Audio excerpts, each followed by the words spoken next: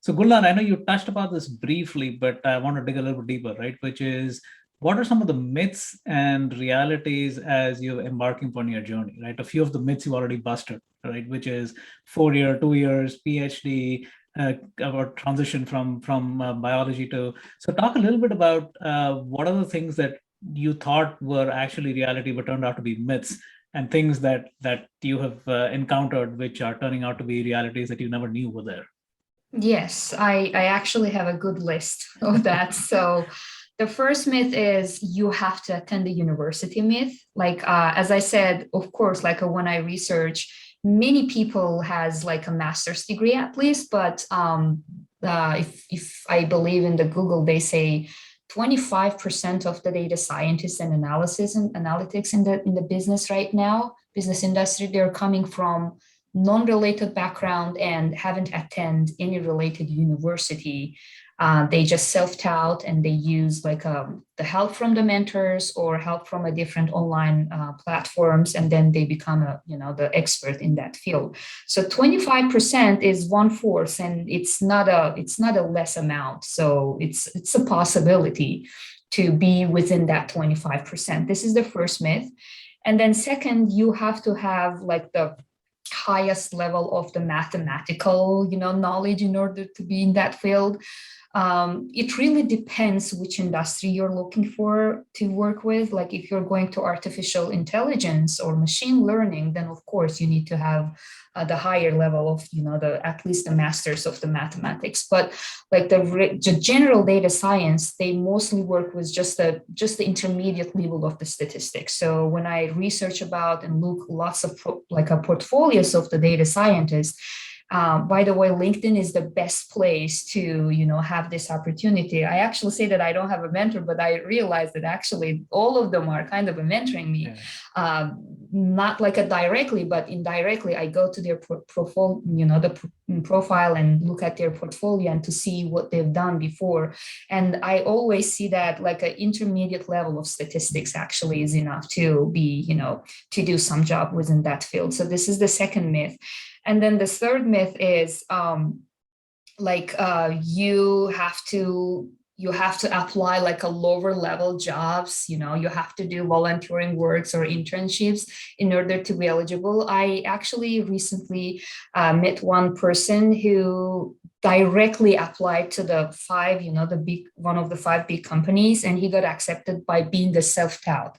This is a huge accomplishment, and he made it like a within 3 years consistent studying by himself. He never paid any money to any company for the education, just study by himself. So it's also kind of a myth. If somebody able to do that, then you can do it. That's why when you look at the social media, it's helpful and hurtful at the same time. It depends which part you're focusing. I always focus positively, think positively, and believing yourself is the key here. Amazing, amazing. Arushi, same question for you. I know you're still on your early part of your journey, but what are some of the myths that you have busted? So one is actually common, and that is a formal education or a degree is required, and that got busted when I, actually joined CloudSec. We have amazing people here with so, vast experience, and they have, so. Helpful insights on things who don't actually have a formal degree, a proper formal degree or a post graduation with them.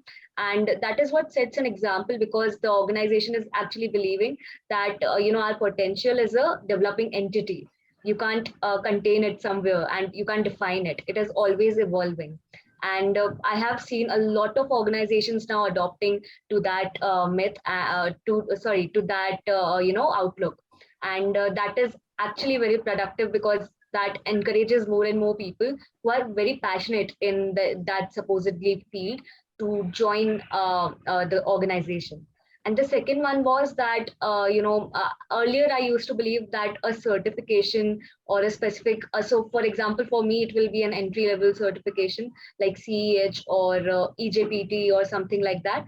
So these are like mandatory to, get a job, or it was somewhere similar that I thought that they are assuring a job. But then when I got to talk to people, I started a blog series in which I was talking to people with different job professions.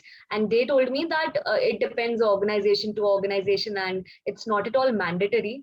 But in fact, if you have the skills that are required for that specific certification, it is a way more impactful on your resume in a long run, because like organizations are now moving away from this certification mandatory thing. And the third thing I learned was that there are no entry level jobs in security. You require minimum 2 years of experience. For sure, you can get a job in security with if you just want to step into it, or you want to transition from a completely different field. And there are a lot of organizations supporting it, communities to help with. So this is a big myth that got busted. So Wow, I think you guys covered pretty much all the grounds we had to go. So one final question, right? So if you were to have somebody who looks up to you, Gulnar, looks up to Arushi and say, "Hey, I want to get into data science. I want to get into cybersecurity." What's that one piece of advice you'd give him or her who are just starting to get on this path? Right, Gunnar, let's start with you. The consistency. Consistency is the key. So my understanding from consistency is don't spend like a 5 hours on Monday and then have a gap for 5 days and then come back. No, just do 1 hour, but every day. This is what I do actually. I don't do 1 hour.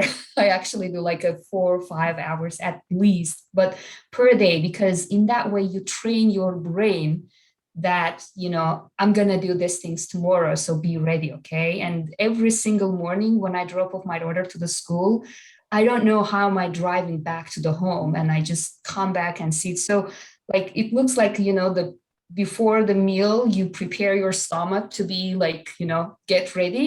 It's the same thing. Your brain get trained to see the every concept like the same concept every single day, and it helps me to learn deeply and more broadly. So the consistency is the key. Wow. With the consistency, there is no point that you can't reach out. Unbelievable piece of advice. Arushi, same question for you.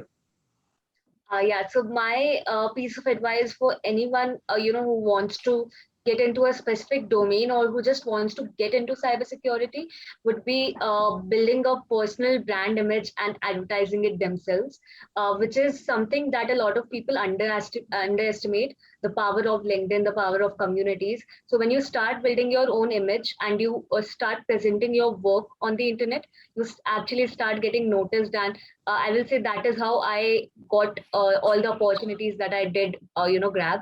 And like I have been a speaker at certain events, and that has helped me in getting noticed because I speak on the topics that I want to be noticed on. So starting to build a personal brand image is always going to help in a long run, because there may be organizations looking for someone to fit in, and you may just pop up in their LinkedIn or somewhere in social media. So yeah, personal branding is one important key factor that a lot of people underestimate. Completely agree, right? Especially in this world of digital connectivity, right? I think the ability to how I reached both of you, right? It's all thanks to the power of branding, the power of social media. So again, thanks for taking the time. I know it's a busy day. I know it's late for you, Arushi. So thanks, Arushi. Thanks, Kulnar, for joining me.